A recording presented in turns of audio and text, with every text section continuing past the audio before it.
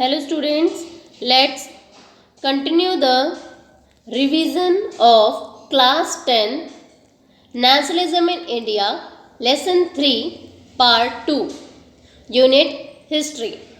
In the previous video, we already completed the revision up to the topic of non-cooperation movement in cities. So let's move to the next topic. So now our topic is rebellion in the countryside. So non-cooperation movement is not only conducted in cities and towns, it also conducted in the countrysides. So we will see how it was a response in the countryside areas. From the cities, the non-cooperation movement spread to the countryside.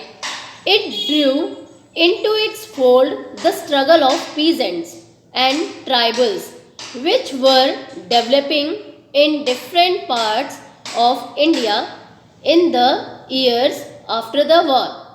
In Awadh, peasants were led by Baba Ramchand. So who is Baba Ramchand? Baba Ramchand is a sannyasi who had earlier been to Fiji as an indentured laborer. In June 1920, Jawaharlal Nehru began going around the villages in Awadh, talking to the villagers and trying to understand their grievances and problems. By October, the All Kisan Sabha was set up, headed by Jawaharlal Nehru, Baba Ramchand, and a few other members of the Sabha. Tribal peasants interpreted the message of Mahatma Gandhi and the idea of Swaraj in yet another way. So, in the Guddam Hills of Andhra Pradesh, for instance, a militant guerrilla movement spread in the earlier 1920s, not a form of struggle that the Congress could approve. The Guddam rebels attacked on police stations, attempted to kill British officials, and carried on guerrilla warfare. For achieving Swaraj, Alori Sitaram Raju, who is the leader, was captured and executed in 1924 and over time become a folk hero. Now move to the next topic, that is Swaraj in the plantation. So for plantation workers in Assam, freedom means to right to move freely in and out of the confined space in which they were enclosed, and it means retaining a link with the village from which they had come.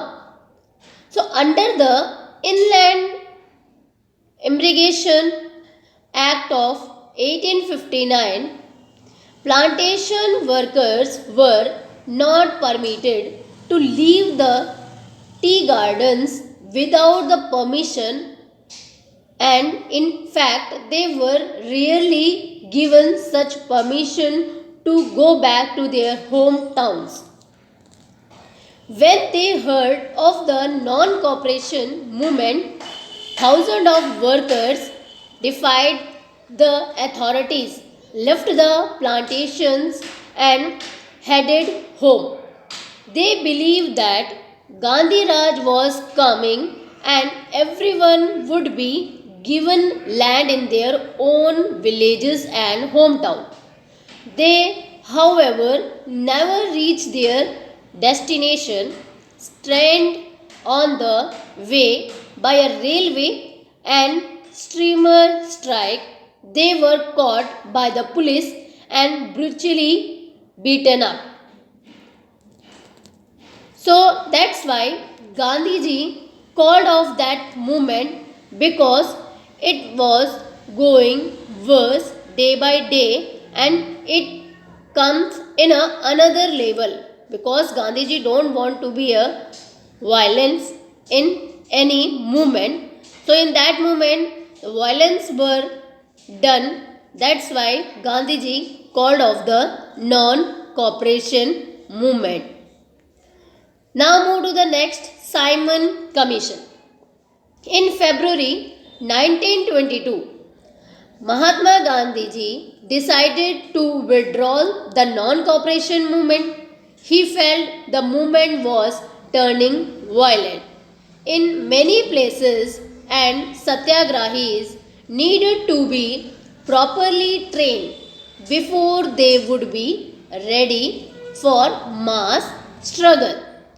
A new Tory government in Britain constituted a statutory commission under Sir John Simon was set up in response to the nationalist movement. The commission was to look into the functioning of the constitutional system in India and suggest changes.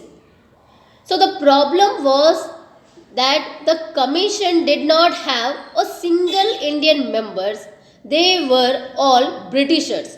So when the Simon Commission arrived in India in 1928, it was greeted with the slogan, "Go back, Simon."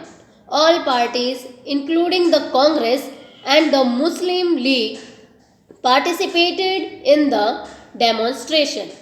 They don't want to be a Britisher in their constitution drafting.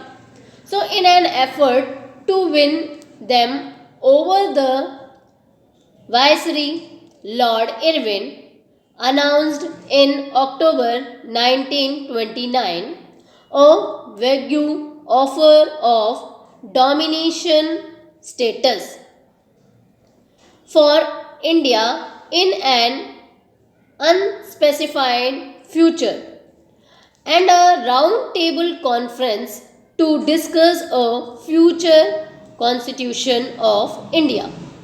This did not satisfy the Congress leader. So in December 1929, under the presidency of Jawaharlal Nehru, the Lahore Congress formalized the demand of Purna Swaraj, or you can say full independence for India. Now they don't want independence for one or two states. Now they want that whole India will be independent from the Britishers. So it was declared that 26 January 1930 would be celebrated as the Independence Day, when people were to take a pledge to struggle for complete independence. So I hope students all these topics were understood very well. So we will discuss another topic in the another video. Thank you everyone.